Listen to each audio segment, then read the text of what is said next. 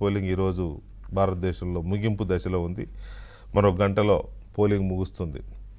ముగిసిన వెంటనే ఈ 7 దశలకు సంబంధించిన ఎగ్జిట్ పోల్స్ అంటే అంచనా ఫలితాలు వెలువడబోతున్నాయి. దాదాపు ఒక 100కు పైగా సంస్థలు, ఏజెన్సీలు ఓటర్ పల్స్ని అంచనా వేసి రిలీజ్ చేయబోతున్నాయి. వీటిలో నిజమైన సంస్థలన్నీ, ఫేక్ సంస్థలన్నీ, లేకపోతే ఏదో టైంపాస్ కోసం చేసే సంస్థలన్నీ, లేదా ప్రొఫెషనల్గా చేసే సంస్థలన్నీ, ప్యాషన్గా చేసే సంస్థలన్నీ, లేకపోతే ఆర్థిక ప్రయోజనాల కోసం చేసే సంస్థలన్నీ, ఒక లక్ష్యంతో చేసే సంస్థలన్నీ, ఇలాంటి చర్చ చాలా ఉంది. నిన్న కూడా మనం డిబేట్ చేసాం. చాలా రకాల ఒపీనియన్స్ వచ్చినాయి. సరే, ఇప్పుడు అవి వాటిలోకి వెళ్ళాల్సిన అవసరం లేకుండా, ఎందుకు అంటే ఈ ఎగ్జిట్ పోల్స్ మీద సరే చాలా సంస్థలు ఇస్తున్నాయి, ఎన్ని సంస్థలు ఎలా ఇస్తాయి అనే తర్వాత విషయం, కానీ ప్రజల్లో ఒక రకమైన ఉత్కంఠ బాగా ఉంది ఈ ఫలితాల మీద. జాతీయ స్థాయిలో మళ్ళీ అధికారంలోకి వస్తారా, బీజేపీ రారా? నిజానికి ఎలక్షన్ వరకు బీజేపీదే మళ్ళీ అధికారం బంపర్ మెజార్టీతో వస్తుంది. ఆర్టికల్ 370 కాశ్మీర్లోది కానీ, లేకపోతే అయోధ్యలో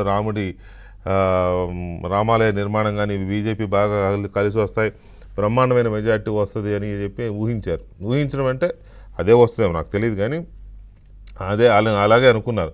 కానీ ఒక్కొక్క ఫేజ్ ఎలక్షన్ గడుస్తున్న కొద్దీ ఉత్తర భారతంలో కూడా బీజేపీకి కొంత ఇబ్బందికరమైన పరిస్థితులు వస్తున్నాయి.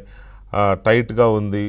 ఇటు సౌత్లోనూ ఇబ్బందిగానే ఉంది. కాబట్టి అంత ఈజీ కాదు బీజేపీకి అనే టాక్ వచ్చింది. మరి ఈ టాక్ ఎందుకు వచ్చింది ఏంటి అనేది పక్కన పెడితే, మౌత్ పబ్లిసిటీ అనేది వెరీ డేంజరస్. ఈ మౌత్ పబ్లిసిటీ ఒక్కోసారి అధికారాన్ని మార్చేస్తుంది. తెలంగాణలో మనం చూసాం. పోలింగ్ 20 రోజుల ముందు వరకు కొద్దిగా పోటీ ఉంది, కాంగ్రెస్ టఫ్ ఫైట్ ఇస్తోంది అని అనుకున్నాం, కానీ 20 రోజుల ముందు నుంచి మొదలైంది ఇక కాంగ్రెస్దే అధికారం అని. అలా ఒక వేవ్ లాగా కొట్టేసుకుంటూ వెళ్ళిపోయింది. సో ఈ మౌత్ పబ్లిసిటీ ఎలా ఉండబోతుంది ఏంటి అనేది మనం కొంచెం చూసుకోవాల్సిన అవసరం ఉంది.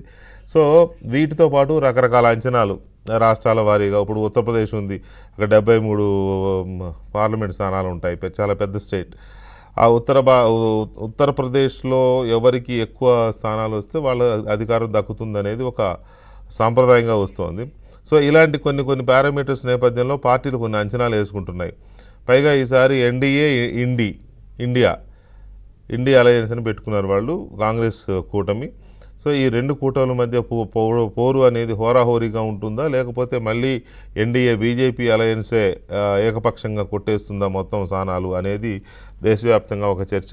ప్రాంతీయ పార్టీలన్నింటినీ ఒక్కొక్కదాన్ని క్లోజ్ చేసుకుంటూ వస్తుంది బీజేపీ అనే ఒక విమర్శ కూడా ఉంది బీజేపీ పైన. అది విమర్శో లేకపోతే ఏంటో తెలియదు, కానీ మొత్తం మీద అయితే జరుగుతున్నదైతే అదే. ప్రాంతీయ పార్టీలని అయితే పూర్తిగా తీసేయడం, లేదా తమలో కలిపేసుకోవడం, ఇదే జరుగుతోంది. సో ఈ నేపథ్యంలో జాతీయ స్థాయిలో ఎలాంటి పోటీ ఉంది, ఎలాంటి అజంప్షన్స్ ఉన్నాయి, ఎలక్షన్ ఎలా జరిగింది, ఏ గ్రూపు, ఏ అలయన్స్ ఎలాంటి ఎజెండాలు తీసుకున్నాయి, ఎలాంటి మేనిఫెస్టోలు వదిలాయి, ఈసారి మోడీ ఏం మాయాజాలం చేశారు, ఇలాంటి అంచనాలు ఉన్నాయి. ఇక తెలంగాణకు వస్తే, తెలంగాణలో 17 లోక్సభ స్థానాలకి ఎన్నికలు జరిగాయి. ఈ 17లో మాకే ఎక్కువ అంటే మాకే ఎక్కువ అని కాంగ్రెస్ బీజేపీలు పోటీ పడుతున్నాయి. ఒక రకంగా బీఆర్ఎస్ చేతులు ఎత్తేసిందనే చెప్పాలి ఈ ఎన్నికల్లో. ఎందుకు అనంటే, ఒక్క మెదక్ పార్లమెంటు స్థానాలతో తప్ప మిగతా ఎక్కడా కూడా బీఆర్ఎస్ పెద్దగా సీరియస్గా తీసుకున్నట్టు కనిపించకపోగా ఎన్నిక సమయంలో, రేపు ఎల్లుండి ఎన్నిక అనగా, బీఆర్ఎస్ నేతలే బహాటంగా మనకు చేయకపోతే బీజేపీకి చేయండి అని ప్రచారం చేశారనే వార్తలు బాగా వచ్చాయి. అది నిజమా అబద్ధమా పక్కన పెడితే ఈ ప్రచారం అయితే బాగా జరిగింది. జనంలో టాక్ కూడా వచ్చింది, బీఆర్ఎస్ వాళ్ళే బీజేపీకి ఏమంటున్నారు అనే ప్రచారం జరిగింది. మరి ఎందుకు ఏంటి, నిజంగానే అలాగే ఉండబోతోందా? ఒకవేళ అదే నిజమైతే బీజేపీకి మరి చాలా స్థానాలు వస్తాయా? మొన్న డిసెంబర్లోనే అధికారంలోకి వచ్చిన కాంగ్రెస్ పార్టీ, రేవంత్ రెడ్డి నాయకత్వంలో కాంగ్రెస్ పార్టీ అధిక స్థానాలు దక్కించుకుంటామనే ఒక నమ్మకంతో ఉంది. డబుల్ నంబర్ అంటే 10కి పైగా లోక్సభ స్థానాలని చేజిక్కించుకుంటామనేది కాంగ్రెస్ పార్టీ ధీమా తెలంగాణలో. అదే కనుక జరిగితే రేవంత్ మరింత బలోపేతమై, మరింత సుస్థిరమై కొంత దూసుకెళ్లే అవకాశం ఉంటుంది. అలా కాకుండా ఏ 5, 6, 7 దగ్గర ఆగితే కొంత విమర్శలను ఎదుర్కోవాల్సిన అవసరం ఉంటుందేమో. బహుశా చూడాలి అది ఎలా ఉండబోతుంది అనేది. ఇక అత్యంత కీలకమైనది తెలుగు ప్రేక్షకులకి ప్రాంతాలతో సంబంధం లేకుండా తెలంగాణ వాళ్ళకైనా ఆంధ్ర వాళ్ళకైనా అత్యంత ఉత్కంఠను రేపుతున్నది ఆంధ్రప్రదేశ్. ఆంధ్రప్రదేశ్ అసెంబ్లీ ఈసారి ఎలా జరగబోతోంది, ఎలాంటి ఫలితం రాబోతోంది, ఆంధ్రప్రదేశ్లో తెలుగుదేశం కూటమి అంటే ఎన్డీఏ బీజేపీ, టీడీపీ, జనసేన కూటమి అధికారంలో రాబోతోందా లేదా అనేదే చాలా పెద్ద చర్చ జరుగుతోంది. ఎందుకు అని అంటే 5 ఏళ్ల జగన్మోహన్ రెడ్డి పాలన చూసిన తర్వాత ఎలాగైనా సరే ఈ ప్రభుత్వాన్ని మార్చుకోవాలనే ఒక పట్టుదల, ఒక తపన, ఒక తాపత్రయం కనిపించింది. కానీ అది ఓటింగ్లో రిఫ్లెక్ట్ అయ్యిందా? ప్రజలు ఈ ఆకాంక్షలకు అనుగుణంగా, ఈ పార్టీల ఆకాంక్షకి, ఈ కూటమి ఆకాంక్షకు అనుగుణంగా ప్రజలు స్పందించారా లేదా? కూటమి అధికారంలోకి వస్తుందా లేదా మళ్ళీ జగనే అధికారంలోకి వస్తాడా? ఇలాంటి అంచనా జగన్ అధికారంలోకే వస్తాడు అనే వాళ్ళు కూడా లేకపోలేదు. అది కూడా బలమైన ఆర్గ్యుమెంట్ చేసేవాళ్ళు ఉన్నారు. ఆ వర్గం కూడా బలంగానే మళ్ళీ మాదే అధికారం చెప్పేవాళ్ళు కూడా ఉన్నారు.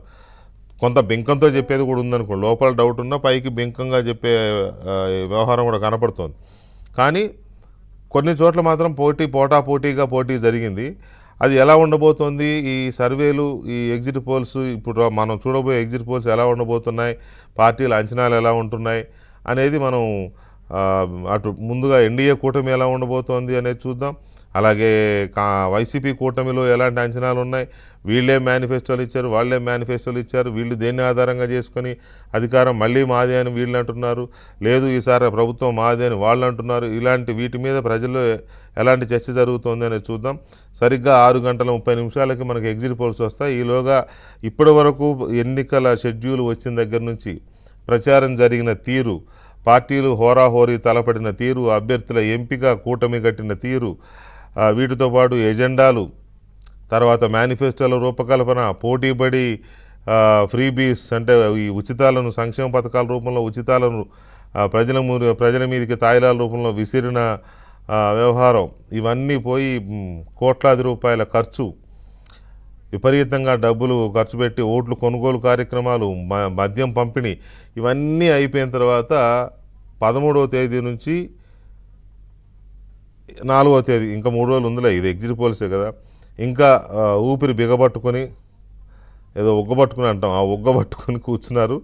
కొంత వాళ్ళకి ఉపశమనం ఏంటంటే ఈ ఎగ్జిట్ పోల్స్ కొంత ఉపశమనం ఇస్తాయి.